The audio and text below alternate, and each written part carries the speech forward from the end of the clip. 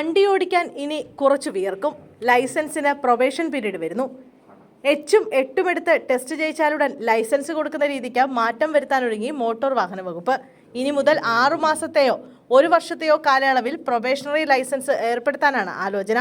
ഇത് നിരീക്ഷണാടിസ്ഥാനത്തിൽ നൽകുന്നതാണ്. ഇക്കാലയളവിൽ അപകടരഹിതമായ ഡ്രൈവിംഗ് നടത്തിയാൽ മാത്രമേ ലൈസൻസ് നൽകൂ. ഇവർക്ക് പ്രായോഗിക പരിജ്ഞാനം നൽകുകയാണ് ലക്ഷ്യമിടുന്നത്. ഇതേ മാതൃകയിൽ പ്രൊഫഷണൽ ലൈസൻസ് നൽകുന്ന രാജ്യങ്ങളുടെ വിവരം വകുപ്പ് ശേഖരിച്ചിട്ടുണ്ട്.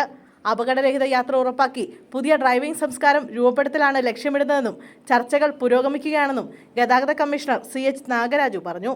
കൂടാതെ ലേണേഴ്സ് പരീക്ഷ പരിഷ്കരിക്കുന്നതിന്റെ ഭാഗമായി നെഗറ്റീവ് മാർക്ക് ഉൾപ്പെടുത്തും. ഡ്രൈവിംഗിലെ പ്രായോഗിക പരിജ്ഞാനം സംബന്ധിച്ച ചോദ്യങ്ങളുടെ എണ്ണം കൂട്ടും. ഇത് 3 മാസത്തിനകം നടപ്പാക്കും. ട്രാക്ക്, റോഡ്, ഡ്രൈവിംഗ് പരീക്ഷാ സംവിധാനം, അക്രഡിറ്റഡ് ഡ്രൈവിംഗ് സ്കൂളുകൾ വരുന്നതോടെ മെച്ചപ്പെടുമെന്നാണ് പ്രതീക്ഷ.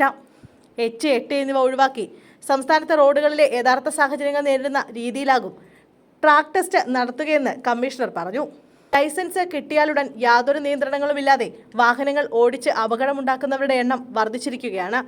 ആലപ്പുഴയിൽ മെഡിക്കൽ വിദ്യാർത്ഥികളുടെ മരണത്തിനിടയാക്കിയ അപകടത്തിൽ കാർ ഓടിച്ചത് 5 മാസം മുമ്പ് ലൈസൻസ് കിട്ടിയ വിദ്യാർത്ഥിയായിരുന്നു. പരിചയക്കുറവ് അപകട കാരണങ്ങളിലൊന്നായി കണ്ടെത്തിയിരുന്നു. അതേസമയം സ്വകാര്യ വാഹനങ്ങൾ പണത്തിനോ അല്ലാതെയോ ഓടിക്കാൻ കൈമാറാൻ പാടില്ലെന്നും അങ്ങനെ കൊടുത്താൽ വാഹനം വാടകയ്ക്ക് നൽകിയതായി കണക്കാക്കാനാകുമെന്നും CH നാഗരാജു പറഞ്ഞു. റോഡ് സുരക്ഷാ നടപടികൾ കൂടുതൽ കാര്യക്ഷമമാക്കും. പോലീസിന്റെയും MBDയുടെയും സംയുക്ത പരിശോധനയും നടത്തുമെന്നും ഗതാഗത കമ്മീഷണർ പറഞ്ഞു.